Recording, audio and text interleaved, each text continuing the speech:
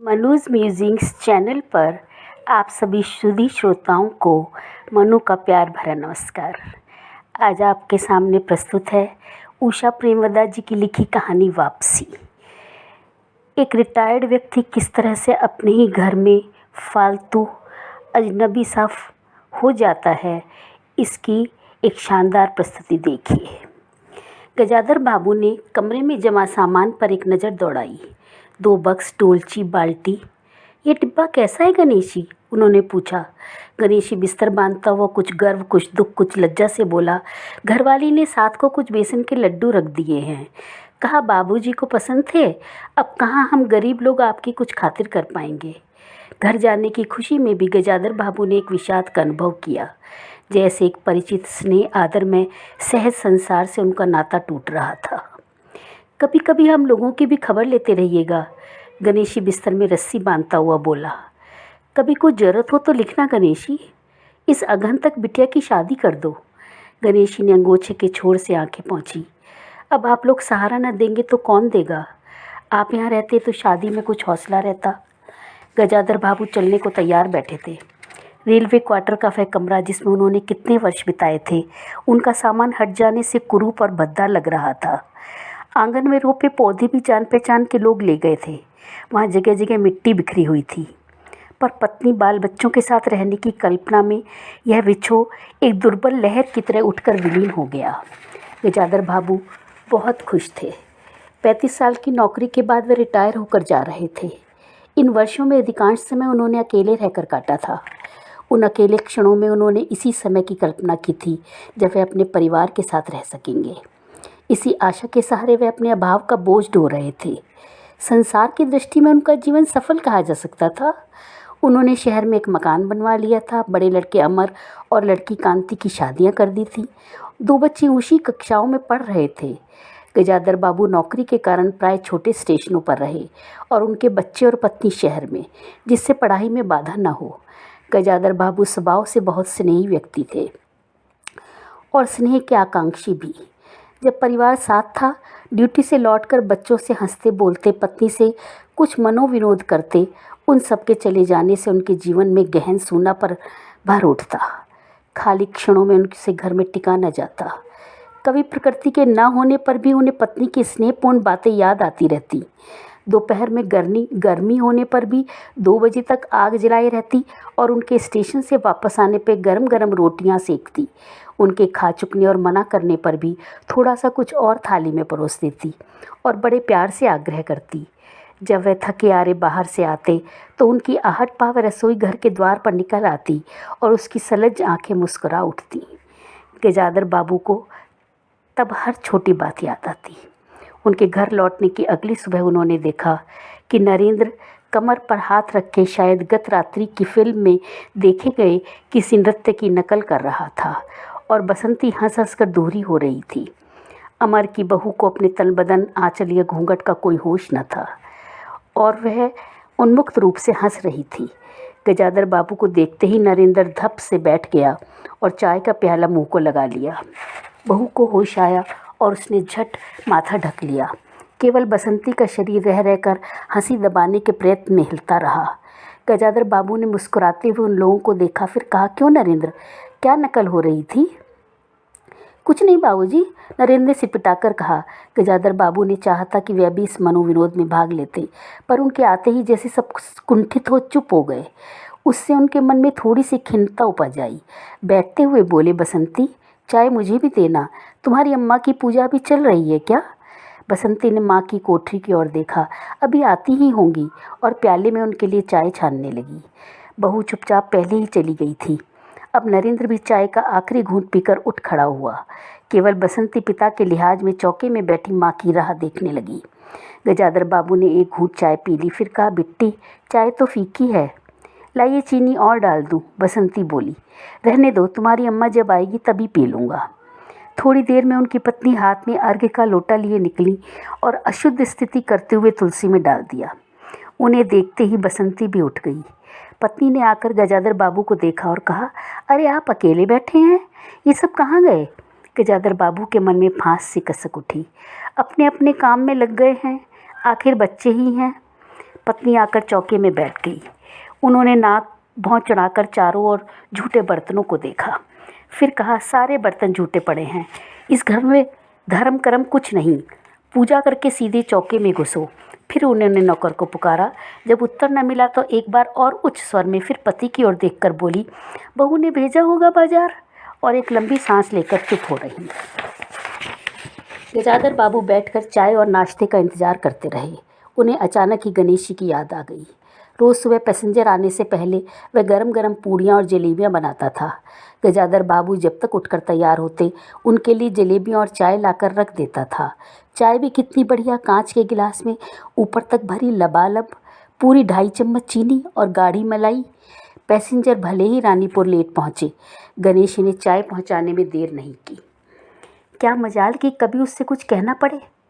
पत्नी का शिकायत भरा स्वर उनके विचारों में व्याघात पहुँचा। वह कह रही थी, सारा दिन इसी खिचखिच में निकल जाता है।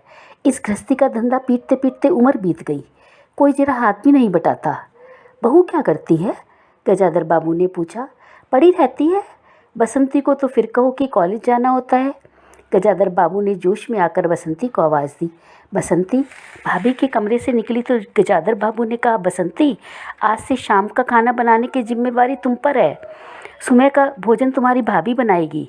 बसंती मुँह लटकाकर बोली, बाबूजी, पढ़ना भी तो होता है।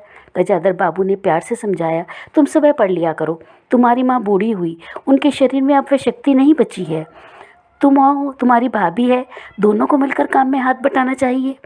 बसंती चुप रह गई। उसके जाने के बाद उसकी माँ ने धीरे से कहा, पढ़ने का तो बहाना है, कभी जी ही नहीं लगता, लगे कैसे। शीला से ही फुर्सत नहीं, बड़े बड़े लड़के हैं उस घर में, हर वक्त घुसा रहना मुझे नहीं सुहाता। मना करूं तो सुनती नहीं। नाश्ता कर गजाधर बाबू बैठक में चले गए। घर छोटा था और ऐसी व्यवस्था हो चुकी थी कि उसमें गजाधर बाबू के रहने के लिए कोई स्थान न बचा था।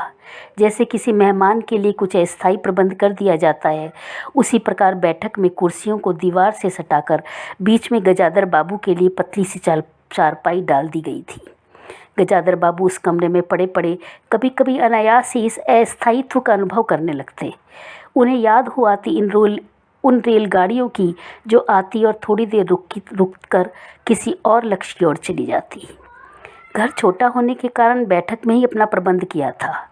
उनकी पत्नी के पास अंदर एक छोटा सा कमरा अवश्य था, पर वह एक और अचारों के मर्तबान, दाल चावल के कनस्तर और घी के डिब्बों से घिरा था।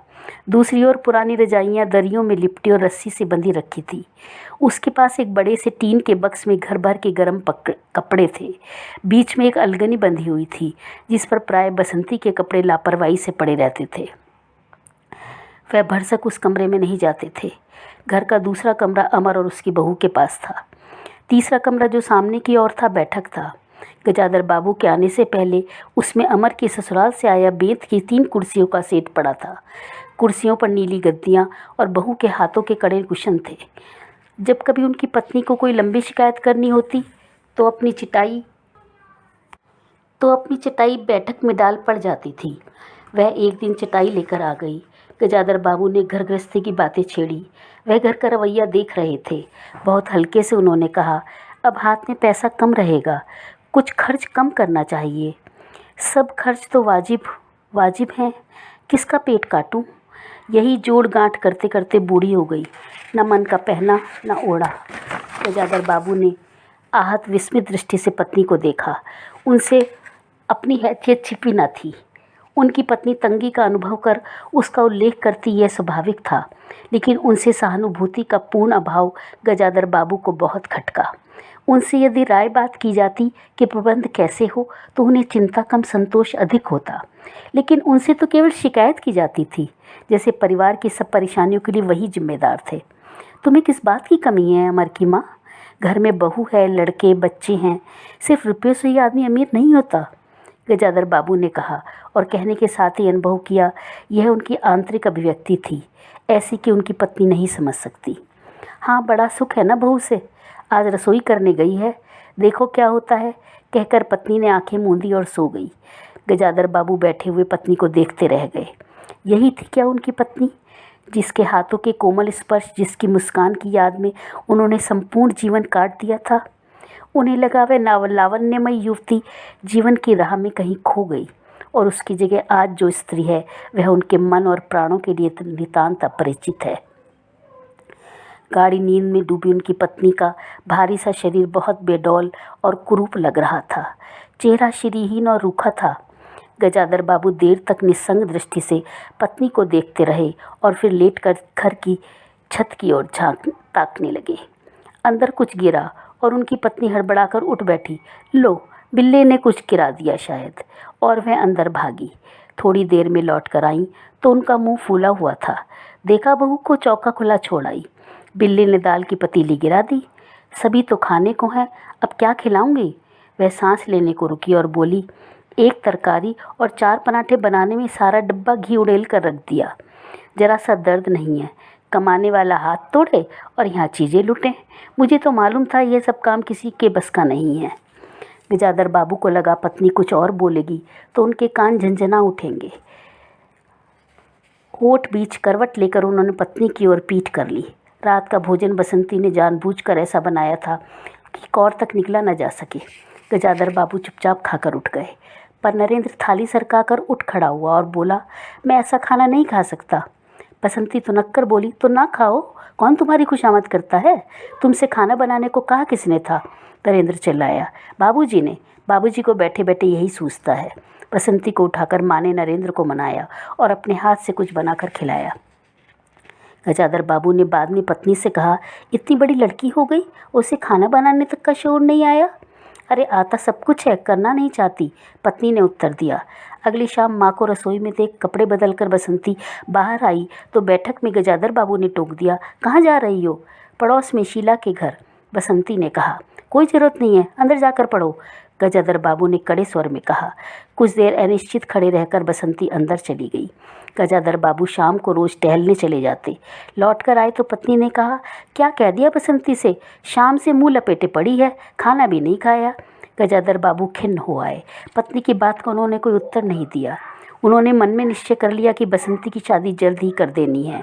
उस दिन के बाद बसंती पिता से बची बची रहने लगी। जाना होता तो पिछवाड़े से जाती। गजाधर बाबू ने 2-1 बार पत्नी से पूछा तो उत्तर मिला, रूठी हुई है। गजाधर बाबू को और रोष हुआ। लड़की के इतने मिजाज, जाने को रोक दिया तो पिता से बोलेगी नहीं। फिर उनकी पत्नी ने ही सूचना दी कि अमर अलग रहने की सोच रहा है। क्यों? गजाधर बाबू ने चकित होकर पूछा। पत्नी ने साफ साफ उत्तर नहीं दिया। अमर और उसकी बहू की शिकायतें बहुत थी। उनका कहना था कि गजाधर बाबू हमेशा बैठक में ही पड़े रहते हैं, कोई आने जाने वाला हो तो कहीं बिठाने की जगह ही नहीं। अमर को अब भी छोटा समझते हैं, मौके बेमौके टोक देते थे। बहू को काम करना पड़ता था और सास जब तक फुहड़पन पर ताने देती रहती थी। हमारे आने से पहले भी कभी ऐसी बात हुई थी? गजाधर बाबू ने पूछा। पत्नी ने सिर हिलाकर जताया कि नहीं। पहले अमर घर का मालिक बनकर रहता था, बहू को कोई रोक टोक न थी। अमर के दोस्तों का प्राय यहीं अड्डा जमा रहा था और अंदर से चाय नाश्ता तैयार होकर आता रहता था। बसंती को भी वही अच्छा लगता था। गजाधर बाबू ने बहुत धीरे से कहा, अमर से कहो जल्दबाजी की कोई ज़रूरत नहीं है। अगले दिन वे सुबह घूमकर लौटे तो उन्होंने पाया कि बैठक में उनकी चारपाई नहीं है। अंदर आकर पूछने ही वाले थे कि उनकी दृष्टि रसोई के अंदर बैठी पत्नी पर पड़ी। उन्होंने यह कहने को मुंह खोला कि बहू कहाँ है, पर कुछ याद कर चुप हो गए। पत्नी की कोठरी में झांका तो अचार, रजाइयों और कनस्तरों के मध्य अपनी चारपाई लगी पाई। गजाधर बाबू ने कोट उतारा और कहीं टांगने को दीवार पर नज़र दौड़ाई। फिर उसे मोड़कर अलगनी के कुछ कपड़े खिसकाकर एक किनारे टांग दिया। कुछ खाए बिना ही अपनी चारपाई पर लेट गए। कुछ भी हो, तन आखिरकार बूढ़ा ही था। सुबह शाम कुछ दूर टहलने अवश्य चले जाते, पर आते जाते थक उठते थे। गजाधर बाबू को अपना बड़ा सा खुला हुआ क्वार्टर याद आ गया। निश्चित जीवन, सुबह पैसेंजर ट्रेन आने पर स्टेशन की चहल पहल, चिर परिचित चेहरे और पटरी पर रेल के पहियों की खटखट, जो उनके लिए मधुर संगीत की तरह थी। तूफान और डाक गाड़ी के इंजनों की चिंगाड़ उनकी अकेली रातों की रानी थी। सेठ रामजी मल के मिल के कुछ लोग कभी कभी पास आ बैठते, वही उनका दायरा था, वही उनके साथी। वह जीवन अब उन्हें एक खोई निधि सा प्रतीत हुआ। उन्हें लगा कि वह जिंदगी द्वारा ठगे गए हैं। उन्होंने जो कुछ चाहा उसमें से उन्हें एक बूंद भी ना मिली। लेटे हुए वे घर के अंदर से आते विविध स्वरों को सुनते रहे। बहू और सास की छोटी सी झड़प, बाल्टी पर खुले नल की आवाज़, रसोई के बर्तनों की खटपट और उसी में दो गौरैयों का वार्तालाप। और अचानक ही इन्होंने निश्चय कर लिया कि अब घर की किसी बात में दखल न देंगे।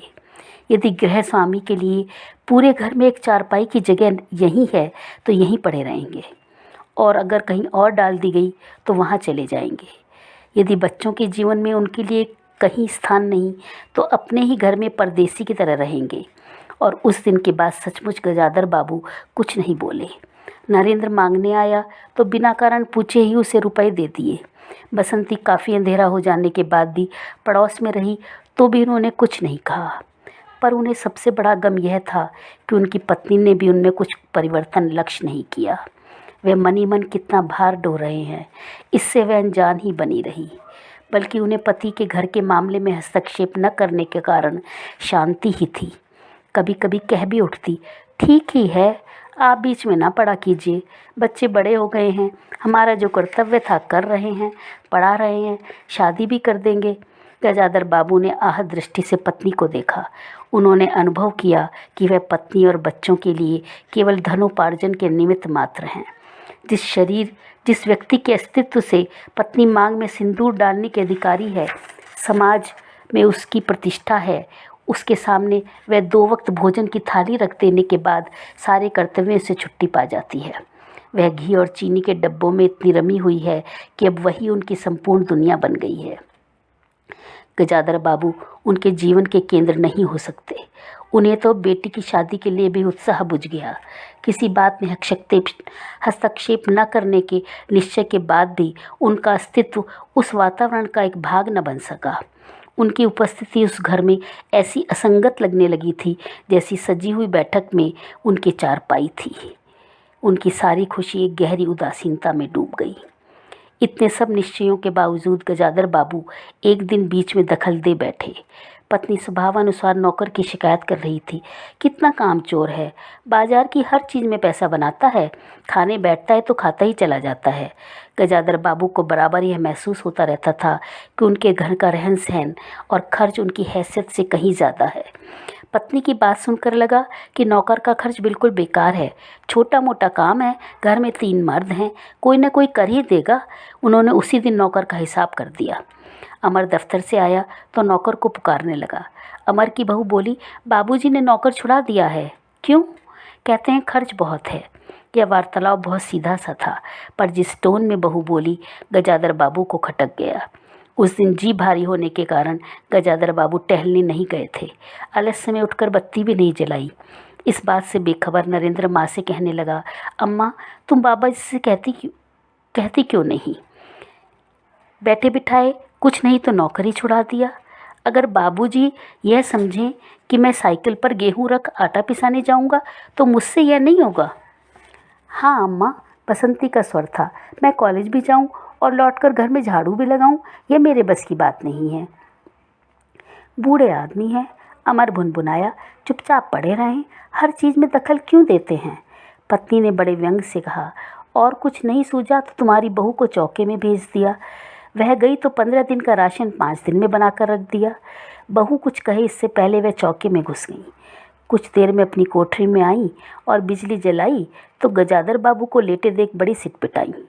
गजाधर बाबू के मुख मुद्रा से वह उनके भावों का अनुमान न लगा सकी। वह चुप आंखें बंद किए लेटे रहे। गजाधर बाबू चिट्ठी हाथ में लिए अंदर आए और पत्नी को पुकारा। वह भीगे हाथ लिए निकली और आंचल से पोंछती हुई पास आ खड़ी हुई। गजाधर बाबू ने बिना किसी भूमिका के कहा, मुझे सेठ रामजी मल की चीनी मिल में नौकरी मिल गई है। खाली बैठे रहने से तो 4 पैसे घर में आए, यही अच्छा है। उन्होंने तो पहले ही कहा था, मैंने ही मना कर दिया था। फिर कुछ रुककर जैसे बुझी हुई आग में एक चिंगारी चमक उठे। उन्होंने धीमे स्वर में कहा, मैंने सोचा था कि बरसों तुम सबसे अलग रहने के बाद अवकाश पाकर परिवार के साथ रहूँगा। खैर परसों जाना है, तुम भी चलोगी? मैं? पत्नी ने सक पका कर कहा, मैं चलूँगी तो यहाँ का क्या होगा? इतनी बड़ी गृहस्थी, फिर सयानी लड़की। बात बीच में काट गजाधर बाबू ने हताश स्वर में कहा, ठीक है तुम यहीं रहो, मैंने तो ऐसे ही कह दिया था। और गहरे मौन में डूब गए। नरेंद्र ने बड़ी तत्परता से बिस्तर बांधा और रिक्शा बुलाया। गजाधर बाबू का टीन का बक्स और पतला सा बिस्तर उस पर रख दिया गया। नाश्ते के लिए लड्डू और मठरी की डलिया हाथ में लिए गजाधर बाबू रिक्शे पर बैठ गए। दृष्टि उन्होंने परिवार पर डाली, फिर दूसरी ओर देखने लगे और रिक्शा चल पड़ा। उनके जाने के बाद सब अंदर लौट आए। बहू ने अमर से पूछा, सिनेमा चलिएगा ना? बसंती ने उछलकर कहा, भैया हमें भी। गजाधर बाबू की पत्नी सीधे चौके में चली गई। बची हुई मठरियों का कटोरदान उठाकर कमरे में ले आई और कनस्तरों के पास रख दिया। फिर बाहर आकर कहा, अरे नरेंद्र, बाबूजी के चारपाई कमरे से निकाल दे, उसमें चलने तक की जगह नहीं है। तो यह थी कहानी वापसी। उषा प्रेमवदा जी ने कितनी खूबसूरती से हमारे आसपास के घर परिवार के सदस्यों की मानसिकता को अपनी लेखनी से उकेरा है। इसका रसास्वादन आपने लिया होगा। मनुज म्यूजिक्स में फिर किसी नई रचना के साथ आपके सामने प्रस्तुत होंगी। तब तक के लिए नमस्कार, धन्यवाद।